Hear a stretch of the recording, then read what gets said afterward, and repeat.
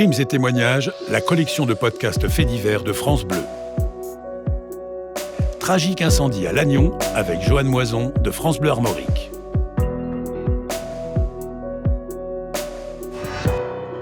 Bonjour, je suis Joanne Moison.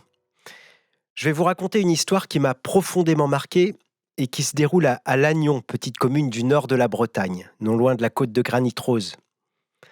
Ça commence par un coup de fil, en pleine nuit, le 6 mars 2012, 4 heures du matin. C'est Eric, un collègue qui arrive très tôt à la radio pour présenter les journaux. Il m'appelle pour me prévenir qu'un incendie vient de ravager un immeuble du centre ancien de Lannion. Je me souviens très très bien de cet appel. Il me dit « Excuse-moi de te réveiller, Joanne, mais ça semble sérieux. Il y a apparemment plusieurs victimes, dont des enfants. On a une adresse, Venelle des 3 avocats. » Je me lève, je prends mon micro, j'ai 40 minutes de route. Je suis le premier journaliste sur les lieux. Aujourd'hui, Stéphane Le Scornec est à la retraite, mais à l'époque, il était à la tête du commissariat de police de Lannion. Cette histoire reste un moment difficile de sa carrière. Dès que les pompiers ont répercuté l'appel au niveau du commissariat de police, donc je suis avisé sur mon portable de service d'un incendie. On me le présente comme un incendie très important dans le centre-ville historique de Lannion, avec potentiellement des victimes. On insiste bien sur le fait que l'incendie est très très important. On me décrit les lieux et je vois à peu près que dans cet immeuble, il y a cette famille, cette mère de famille avec ses 5 enfants. Quand vous arrivez, là, l'immeuble est encore en flammes. Alors l'immeuble est en flammes, les pompiers sont à l'œuvre, on va dire, et donc pour nous, la première chose, c'est de mettre en place, et c'est fait immédiatement dès que les premiers effectifs arrivent, un périmètre de sécurité tout autour du secteur, et important aussi de relever les identités de toutes les personnes qui sont présentes, parce qu'il y a quand même quelques passants, des riverains, des voisins, car ce sont des gens potentiellement qui seront à entendre par la suite. On est de retour aujourd'hui dans cette Venelle des 3 avocats, dans le centre historique de Lannion. Ah, c'est très mignon, c'est la petite ville bretonne par excellence, le granit, les rues pavées, les vieilles maisons à colombages, les cafés, les petits commerces. Ambiance paisible qui tranche avec cette nuit-là. On va aller voir précisément l'entrée de l'immeuble. L'entrée de l'immeuble en question se trouve sur la gauche, au numéro 12. Enfin, il faut imaginer, c'est une petite rue pavée. Petite rue pavée, Venelle, ça parle, c'est étroit. Une petite rue, c'est étroit. C'est difficile d'accès pour tout le monde et surtout pour les pompiers qui se démènent. Et l'incendie est vraiment très important. Ce sont des bâtiments anciens avec beaucoup de bois à l'intérieur, escaliers de bois, etc. Donc ça brûle énormément, c'est très fort. Et donc pour nous, on attend. Je me souviens d'une nuit froide et pluvieuse, c'était vraiment une atmosphère très particulière, très lourde en plus. On a confirmation très vite qu'il y a des gens qui sont restés à l'intérieur. Pour nous, ça va être une très très longue attente, quasiment toute la nuit. La priorité, c'est le travail des pompiers. On attend qu'ils aient effectivement terminé, et ça a été très très difficile pour eux et très long pour tout le monde. Moi, quand j'arrive sur place, l'incendie est éteint.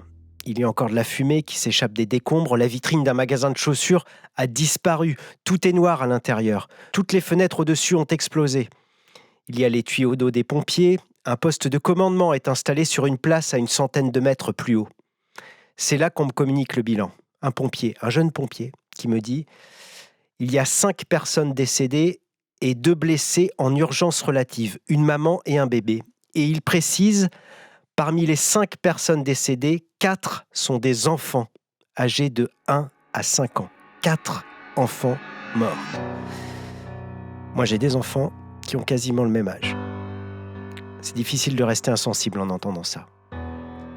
Forcément, il y a de l'émotion, et l'émotion quand j'ai de l'expérience, on est 2 officiers qui ont de l'expérience, les effectifs de nuit sont aussi des gens expérimentés, mais là, on sait qu'il y a plusieurs victimes, donc c'est quand même très difficile humainement. Des enfants surtout, des enfants entre 1 an et 5 ans. Donc au fur et à mesure où les pompiers nous sortent ces enfants qui sont vraiment dans des corps calcinés, c'est abominable, et que vous les avez près de vous, et que vous attendez encore que d'autres soient, c'est éprouvant, faut le reconnaître. La plupart des habitants dorment encore. Je comprends qu'une onde de choc va s'abattre sur la ville. Et ce n'est que le début de l'histoire. Mais d'abord, voici ce qui s'est passé quelques heures auparavant. Il est près de minuit et demi au numéro 12 de la Venelle des Trois Avocats. Une maman, on va l'appeler Jessica, est avec ses 5 enfants et son compagnon Renan dans leur appartement au 2e étage. Les enfants sont dans leur chambre, dans la mezzanine, sous les combles au fond. Il y a notamment le petit Gino, les gens le connaissent bien ici, il a une crête de punk sur la tête. Il est près de minuit et demi donc. Le voisin du dessous entend un bruit anormal. Ouais, moi je me trouvais au 1er étage. J'étais donc dans mon lit à écouter la radio et à lire un bouquin. Et j'ai entendu comme une altercation dans les escaliers. Enfin, c'est ce que j'ai cru à premier abord. Donc je me suis dirigé vers ma porte qui était fermée. Et là, j'ai constaté qu'il y avait des flammes et de la fumée. Donc j'ai pris mon téléphone pour appeler les pompiers. J'ai ouvert ma fenêtre, je me suis mis sur le rebord de la fenêtre. Et il y avait la voisine du dessus qui criait au feu, au feu. Le feu est très violent avec des flammes de plus de 20 mètres de haut. Les pompiers n'arrivent pas, les voisins qui se réveillent les uns après les autres essaient de venir en aide à cette maman qui crie au secours à sa fenêtre.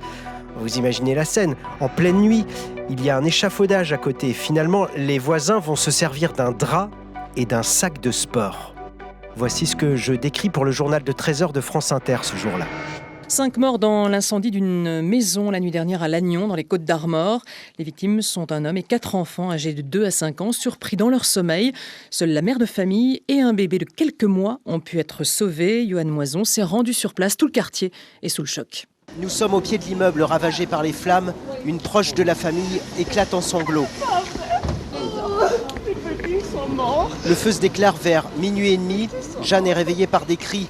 Une femme avec un bébé de 10 mois dans les bras hurle à la fenêtre du 1er étage. Ah oui, elle criait, j'ai mes 5 enfants, aidez-moi. Elle a sauté sur nos draps, parce qu'on avait tendu des draps pour faire trampoline et voilà. On a fait sauter le petit avant. Elle l'avait enfermé dans un sac de sport qu'on puisse l'attraper avec des lanières, le faire descendre petit à petit. Et pour pas qu'il rebondisse et se casse la nuque ou quelque chose. La mère et le bébé. Ça ne s'entend pas, mais honnêtement, j'ai la gorge nouée en parlant à la radio ce jour-là. 4 enfants. C'est pas facile de prendre de la distance face à un fait divers comme ça, dans une petite ville qu'on connaît bien. On se dit que ça aurait pu nous arriver, mais il faut essayer de comprendre ce qui s'est passé.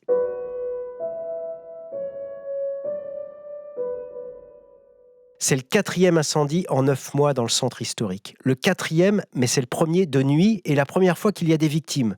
On a eu là, le 14 décembre, ma boutique a brûlé, la boutique à côté aussi. C'est une horreur. Le centre-ville est vieux et il faudrait revoir les normes de sécurité, je pense. On est dans un centre ancien, les toits en bois, les maisons à colombage. Le feu peut partir vite. Forcément, c'est un problème électrique qui a provoqué ce drame. C'est ce que tout le monde pense ici. Les enquêteurs, eux, n'excluent aucune piste. C'est ce que nous dit le procureur de la République, Gérard Zog, lors d'une conférence de presse organisée ce jour-là à Saint-Brieuc. La première tâche de l'expert est précisément de nous dire s'il n'y a pas un problème électrique qui peut être à l'origine de ce genre de choses. En fonction de ce qu'il nous dira, on avisera aussi si c'est un incendie, j'allais dire purement volontaire, ou si c'est un incendie de mégots laissés dans une poubelle ou autre chose de cette nature. Pour l'instant, on est dans la totale ignorance de la cause exacte de l'incendie. Les jours passent, l'émotion reste forte en ville. Au bar de la Poste, une urne est installée sur le comptoir pour venir en aide à cette maman. Des anonymes viennent glisser quelques pièces ou un billet dans la boîte. D'autres apportent des vêtements, un lit pour bébé. La mère de famille refuse l'accompagnement que lui proposent les services sociaux de la ville. Des enfants déposent des fleurs au pied de l'immeuble également. Il y a des minutes de silence au conseil municipal, avant les matchs de foot amateurs le week-end. Et puis, il y a les obsèques. Je me rappelle encore de cette photo des 4 petits cercueils blancs dans Ouest France. Le commandant Le Scornec observe la scène. J'y suis personnellement, on est plusieurs à être aux obsèques et c'est toujours un endroit où il faut être suite à des affaires comme cela parce que quelquefois on y voit des choses qui peuvent être très intéressantes pour l'enquête. On y était, bien évidemment, on était plusieurs à y être et à regarder ce qui se passait autour. Ça n'a pas été déterminant sur c'est un exemple qui n'a pas été positif, là, mais on y était, bien évidemment, on était plusieurs à y être. 400 personnes sont présentes pour rendre un dernier hommage à Gino, 5 ans, Cassilda, 4 ans, Lilou, 3 ans et Naïla, 1 an et demi. Ça fait maintenant 1 mois que le drame a eu lieu. Le 5 avril, l'affaire bascule. Un homme est arrêté. Beaucoup d'émoi, de consternation et maintenant carrément de l'indignation quand l'enquête révèle que l'incendie était en fait d'origine criminelle. Reportage de Nathalie Rossignol et Catherine Bazille. Un homme d'une vingtaine d'années derrière les barreaux, accusé d'avoir déclenché l'incendie meurtrier. 3 autres personnes mises en examen pour non-assistance à victime d'un crime et placées sous contrôle judiciaire. Voilà l'aboutissement d'un mois d'enquête depuis la terrible nuit du 5 mars dernier. Le choc. J'étais persuadé que c'était un incendie d'origine accidentelle. Et je n'étais pas le seul. Un court-circuit lié à la vétusté des installations électriques. Les enquêteurs, eux, ont finalement très vite compris que ce drame pouvait cacher quelque chose. Souvenez-vous des mots du procureur qui avait dit qu'aucune piste n'était exclue. Ce n'était pas une phrase si anodine que cela, finalement. Stéphane Le Scornec, sur la route, en arrivant sur les lieux, la nuit du drame, nous dit qu'il connaissait cette famille qui vivait là. Bien évidemment. Ce sont des gens, des marginaux de Lannion, qui reçoivent d'autres marginaux, donc c'est un milieu un petit peu particulier, en présence d'alcool, de produits stupéfiants, donc c'est quand même pas anodin, ça doit être pris en compte, et sauf à considérer d'entrée de jeu qu'on a l'hypothèse accidentelle qui se profile, mais sinon on attend, on n'exclut rien, et effectivement, et la suite va nous donner raison. Et surtout, ce qu'on ignore, nous, les journalistes, c'est que le jour de l'incendie, les policiers découvrent un élément très troublant dans la cage d'escalier encore fumante de l'immeuble. Donc il faut imaginer la scène avec la destruction de l'intérieur de la maison, c'était une cage d'escalier. Les constatations sont effectuées par les effectifs de la police judiciaire de Rennes qui sont co-saisis avec le commissariat de Lannion. C'est très important parce qu'ils vont nous apporter leur technicité, on avait besoin de monde, et qui, dans les décombres, va retrouver notamment une recharge calcinée de briquets Zippo. Découvrir les restes d'une recharge de briquets Zippo dans les décombres d'un incendie, c'est effectivement sacrément troublant. Et ce n'est pas tout. Il y a les conclusions de l'expert. Hypothèse accidentelle, exclue. Origine, humaine. Mais alors, si quelqu'un a mis le feu, vers quelle direction chercher ? Beaucoup de témoignages, il y a également des gens qui ont été placés en garde à vue parce qu'à un moment donné, on pouvait penser qu'ils pouvaient être mêlés à cette dramatique affaire. On a des gens qui sont vus sortir de l'immeuble quelques minutes avant que l'incendie ne se déclare. Il y a aussi un jeune homme qui était dans les lieux qui part et qui va nous raconter des choses qui tiennent par la route par la suite. Il sera placé en garde à vue, puis il sera mis hors de cause. Mais enfin bon, on a eu des fausses pistes. Des fausses pistes jusqu'au moment où les enquêteurs s'intéressent à un certain Merchaud, Nicolas Merchaud, un jeune homme âgé de 24 ans qui habite dans les quartiers HLM de Lannion. Il vit de petits boulots, de petits trafics de cannabis. Il trafique aussi du matériel informatique. D'une part, il y a un climat. Quand on va sur l'espace Facebook, on va dire, de l'une des victimes, Ronan Lounis, le compagnon de la mère de famille, on s'aperçoit qu'il y a un climat assez conflictuel avec un groupe de personnes. On sent qu'il y a de la tension. Et en poursuivant les investigations, on met à jour un différend qui existe entre lui-même et la mère de famille et un certain Merchaud qui porte sur la vente d'un disque dur, puis d'une expédition punitive, parce que le disque dur... Nicolas Merchaud a donc vendu un disque dur d'occasion à Jessica, 60 €. Un disque dur qui ne fonctionne pas. La maman a voulu récupérer son argent avec son compagnon Ronan. Ils sont venus menacer Nicolas et lui ont volé 285 €. Voilà. C'est cette petite embrouille autour de ce disque dur défectueux qui va conduire au drame. Ça paraît fou, mais oui, les enquêteurs tiennent le mobile. Donc on décide d'aller un matin les récupérer. Ils logent alors, j'ai le souvenir, d'une maison dans le secteur de Bégard, non loin de Lannion. Et on arrive et ils sont tous là. On leur signifie leur placement en garde à vue sur place. Et ce que je retiens, moi, c'est qu'il n'y a pas de réaction. Ils se regardent les uns les autres. Ils sont d'un calme étonnant. On vient de leur signifier quand même un placement en garde à vue pour des faits criminels. Et on a l'impression qu'ils acceptent leur sort, que ça y est, c'est fait. Il n'y a pas un mot, je me souviens, c'est très très calme. Donc par la suite, perquisition et découverte notamment d'un Zippo qui appartient à Merchaud. Bingo. Vous vous souvenez de la recharge du Zippo retrouvée dans les décombres de l'incendie. Les enquêteurs viennent de mettre la main sur le briquet. Il est coincé. Il est fait. Il est fait. Il nous explique que ce soir-là, effectivement, il avait quitté le domicile du quartier des Fontaines à Lannion pour se rendre à l'hôpital avec sa compagne, puisqu'elle s'était coincée les doigts dans la porte, et qu'après, ils étaient rentrés à l'appartement.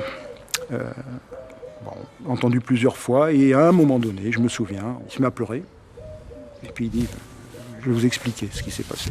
Il nous explique, en détail, qu'il est allé, c'était une sorte il était à bout suite au conflit qu'il opposait à Ronan Lounis et à sa compagne sur l'histoire du disque dur, des stupes, de l'argent, de l'expédition punitive, et il vient là, il ouvre le briquet, il allume un carton et il s'en va.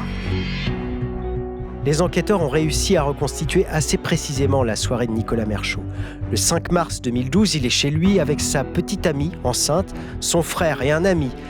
Ils partagent un apéro ensemble. Nicolas est très remonté après cette histoire de disque dur. Il ressasse, il veut régler cette histoire une fois pour toutes. Il va aller régler leur compte à ce Ronan et cette Jessica. L'alcool aidant, il s'énerve, se lève. Sa petite amie tente de l'empêcher de sortir. Nicolas lui claque la porte sur une main, tellement fort qu'il lui brise 2 doigts. Il faut aller à l'hôpital. Toute la petite équipe prend la direction des urgences sur les hauteurs de la ville.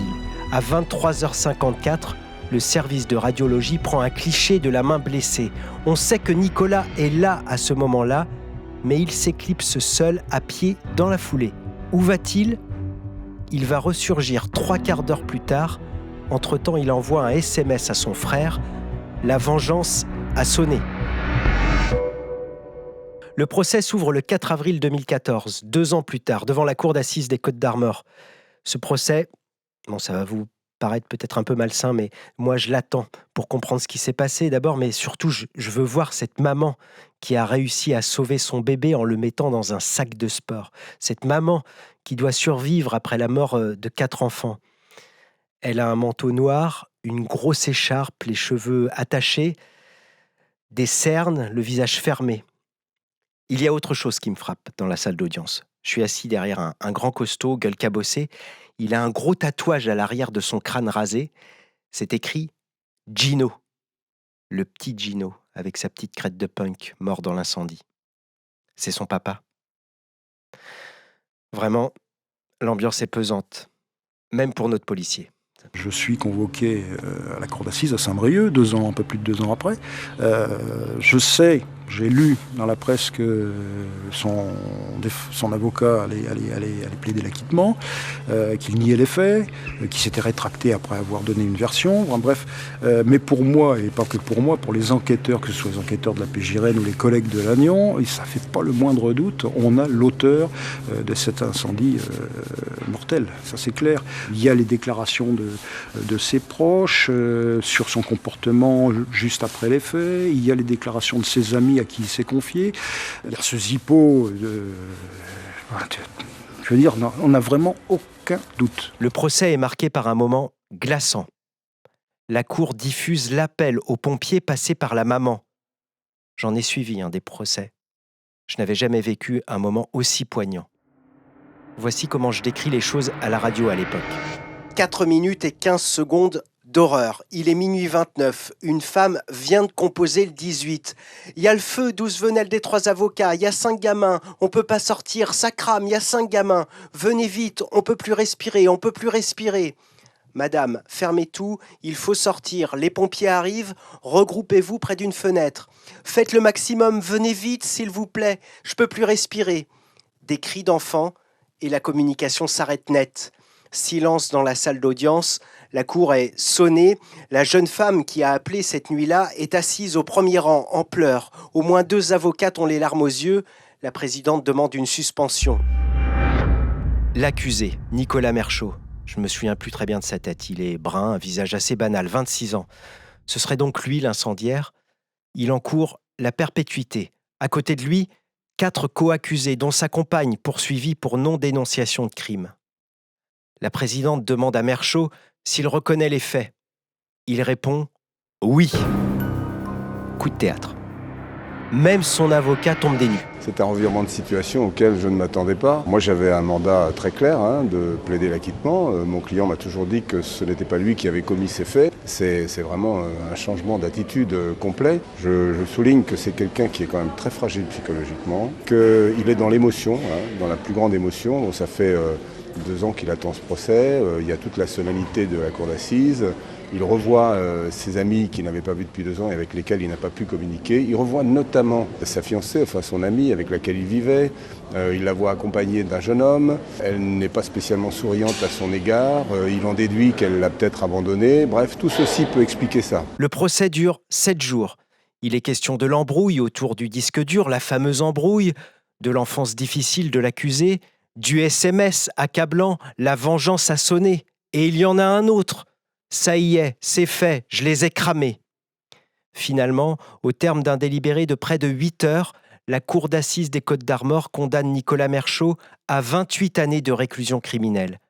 Un verdict proche des 30 ans requis par l'avocat général.